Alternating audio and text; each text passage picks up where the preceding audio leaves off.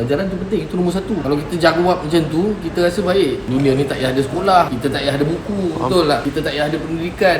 Betul lah apa yang dikatakan oleh Ajak Shiro tu. Pendidikan memang penting kerana ia akan menjamin masa depan seseorang. Kata Ajak, dia tidak setuju dengan kenyataan yang dikeluarkan segelintir influencer maupun selebriti yang beranggapan pendidikan tak penting dalam kehidupan. Sebaliknya, perlu bekerja keras bagi mendapatkan kejayaan. Ajak berpendapat ilmu dan adab harusnya seiring supaya dapat dijadikan contoh baik khususnya buat generasi akan datang.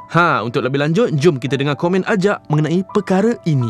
Tak berapa elok lah sebenarnya cakap macam tu. Sebab jauh mana pun kita pergi, dia ingat ilmu dengan adab tu kita akan pegang dulu. Kalau kita tengok pada pelajaran ni, Ajak sendirilah. Kalau Ajak boleh belajar, Ajak teringin tau nak sambung belajar semula. Kata teringin nak kerja yang hebat-hebat, yang best-best. Memang orang kata nak kerja yang best-best ni memang kena ada pendidikan lah orang kata kan. Tapi siapa yang nak mempertikaikan rezeki? Kalau dah rezeki orang tu memang tak belajar pun dah rezeki dia hebat, kita tak boleh mempertikaikan rezeki. Tapi usaha tu penting, pelajaran tu penting, itu nombor satu. Kalau kita jawab macam tu, kita rasa baik. Dunia ni tak payah ada sekolah, kita tak payah ada buku, betul lah. Kita tak payah ada pendidikan. Tapi pada saya sendirilah, walaupun saya ni dah tua, saya sendiri daftar untuk ambil SPM semula. Baru ni saya daftar untuk ambil repeat paper untuk matematik. Kenapa ada orang yang menganggap pelajaran tu tak penting? Orang yang berilmu ni lain tau kita pandang dengan orang yang nampak cik ilmu tapi sebenarnya tak ada benda. Kalau kita tahu Ajak, benda tu tular apabila orang berkatakan mengenai soal duit. Macam Ajak, kalau kita tahu seorang dah artis yang berjaya juga, ada duit, banyak duit. Tapi kenapa Ajak masih lagi mementingkan pelajaran? Sedangkan rasanya bagi kalau dengan orang kata status Ajak ni sekarang, rasanya dia tak perlu dah kot. Mungkin sebab sekarang ni boleh buat duit kan dengan populariti Ajak. Adik-adik yang tengok video ni, Ajak nak suruh sangat adik-adik ni belajarlah peribahasa tu, apa benda yang kata indah khabar dari rupa. Dunia-dunia influencer ni macam hidup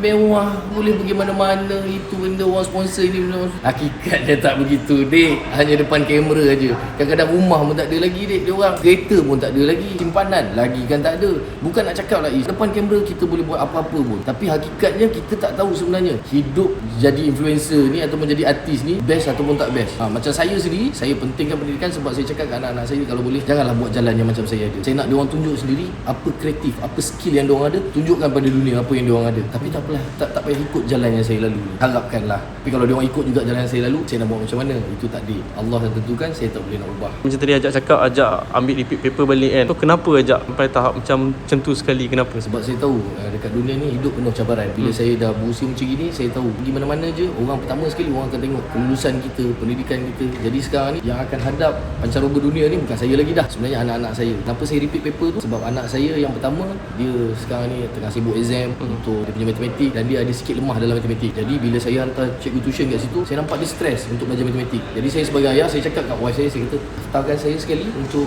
ambil result SPM, untuk repeat paper SPM, dan saya belajar sama cikgu dengan yang ajar dia. Masa cikgu tu ajar dia, saya ada kat sebelah dia. Kalau saya tunjuk yang saya struggle, anak saya tengok saya struggle, saya harapkan dia ikut apa yang saya buat. Susah tau nak belajar balik benda-benda ni. Ajak, kalau kita tengok Ajak mungkin bila dengan apa yang kenyataan yang dikeluarkan, mungkin disebabkan faktor ialah kalau kita tengok kebanyakannya kata graduan yang lepas habis belajarnya, kebanyakan mereka susah dapat kerja. Membandingkan kalau kita tengok dengan influencer sekarang ni, walaupun mereka tak bekerja tapi senang dapat duit, easy money saya cakap. Adakah benda tu yang menyebabkan mereka berani keluarkan kenyataan tu Ajak? Ini orang pandang macam tu.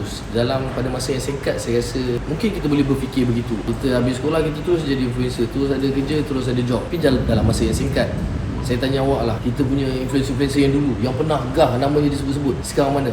Tak ada dah. Sebab persaingan tu terlalu sengit dekat situ. Tapi siapa yang ada ilmu, dia duduk kat celah hutan pun, dia nampak kayu, dia boleh jadikan perabot dan dia boleh pasarkan ke serata dunia. Dan benda tu dia boleh maintain sepanjang hayat dia. Malah dia boleh legasikan pula pada anak-anak. Itu pentingnya ilmu. Kamu macam artis juga Ajak dalam hal ni? Saya kalau boleh ubah, saya nak pilih yang kedua tu. Sebab sekarang saya tak boleh legasikan artis ni pada anak-anak saya. Kerana saya suruh anak-anak saya nanti jadi macam saya tak nak macam tu. Ajak dulu SPM berapa Ajak? Kalau boleh kongsi sikit. Kalau yang cakap pandai ni biasa SPM teruk lah. Okey, SPM saya taklah berapa hebat, tapi alhamdulillah saya sambung belajar kat dalam tentera, bidang teknikal di Fakulti Kejuruteraan, dikekelolakan oleh Universiti UiTM di Skudai. Jadi kita kena lulus lulusan tu baru kita boleh layak untuk pakai pangkat dalam tentera. Bukan senang juga adik. Tapi abang tak dapat sambung belajar universiti sebab saya umur 18 tahun dah masuk dalam tentera.